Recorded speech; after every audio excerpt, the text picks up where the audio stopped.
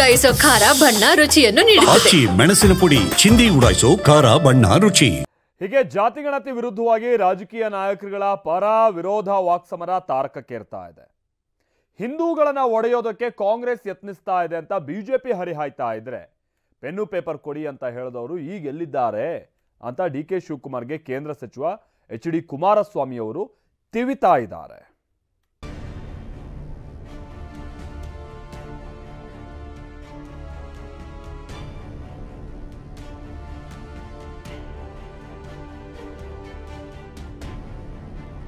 ಜಾತಿ ಗಣತಿ ವಿರುದ್ಧ ತಾರಕಕ್ಕೇರಿದ ರಾಜಕೀಯ ಜಟಾಪಟಿ.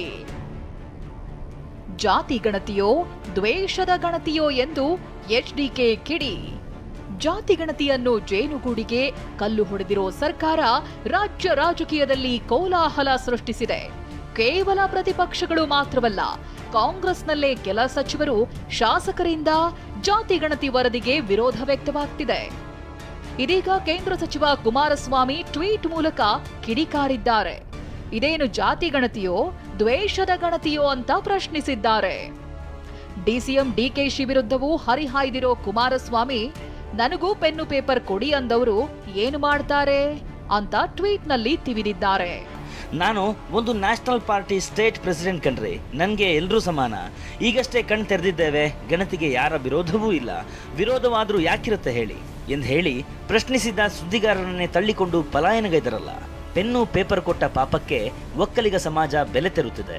ಕುರ್ಚಿ ದುರಾಸೆಗೆ ಈ ವ್ಯಕ್ತಿ ಅದೇ ಪೆನ್ನಿನಲ್ಲಿ ಸಮಾಜದ ಮರಣಶಾಸನ ಬರೆಯುತ್ತಿದ್ದಾರೆ. ಈ ವರದಿಗೆ ನನ್ನ ಒಪ್ಪಿಗೆ ಇಲ್ಲ.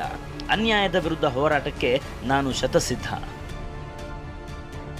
ಕುಮಾರಸ್ವಾಮಿ ಬಹಳ ದೊಡ್ಡವರು, ನಯವಾಗಿ ಡಿಕೆಶಿ ತಿರುಗೇಟು.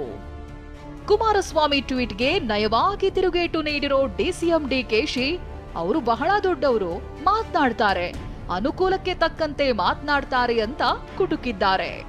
ಅವರು ಬಹಳ ದೊಡ್ಡವರು, ದೊಡ್ಡ ದೊಡ್ಡ ಮಾತೆಲ್ಲ ಹಾಡ್ತಾರೆ. ಅವರು ಅವ್ರ ಅನುಕೂಲಕ್ಕೆ ಹೆಂಗೆ ಬೇಕೋ ಅವ್ರು ಮಾತಾಡ್ತಾರೆ. ನಾವು ನಮ್ಮ ಪಕ್ಷದಲ್ಲಿ ನಮ್ಮದೇ ಆದಂಥ ತತ್ವ ಸಿದ್ಧಾಂತಗಳಿದೆ.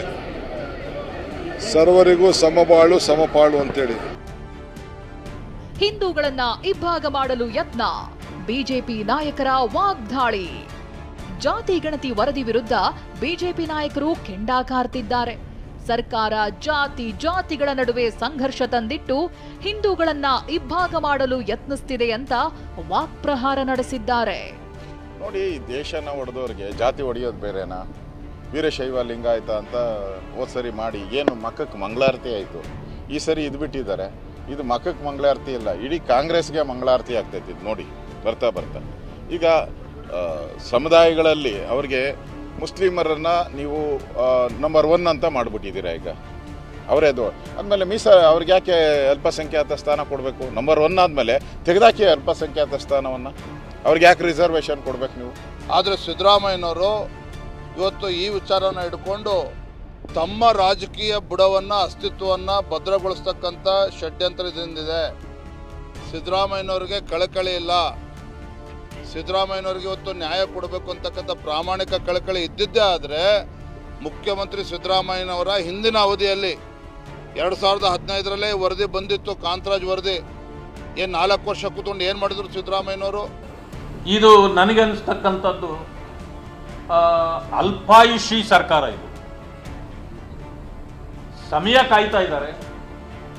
ಸಿದ್ದರಾಮಯ್ಯ ಯಾವಾಗ ಇಳಿಬೇಕು, ಯಾವಾಗ ಇಳಿಸ್ತೀವಿ, ಯಾವಾಗ ಹೋಗ್ತೀವಿ. ಇನ್ನೊಂದ್ ಕಡೆ ಒಕ್ಕಲಿಗ ಸಮಾಜಕ್ಕೆ ಅನ್ಯಾಯವಾಗ್ತಿದೆ, ಇಡೀ ಸಮಾಜ ಸಿಡಿದೇಳಬೇಕಾಗತ್ತೆ ಅಂತ ಡಿ.ವಿ. ಸದಾನಂದಗೌಡ ಎಚ್ಚರಿಸಿದ್ರು. ಮುಸ್ಲಿಂ ಕ್ರಿಶ್ಚಿಯನ್ನರಲ್ಲಿರುವ ಉಪಜಾತಿಗಳನ್ನ ಯಾಕೆ ಲೆಕ್ಕ ಹಾಕಿಲ್ಲ ಅಂತ ಪ್ರತಾಪ್ ಸಿಂಹ ಪ್ರಶ್ನಿಸಿದ್ದಾರೆ.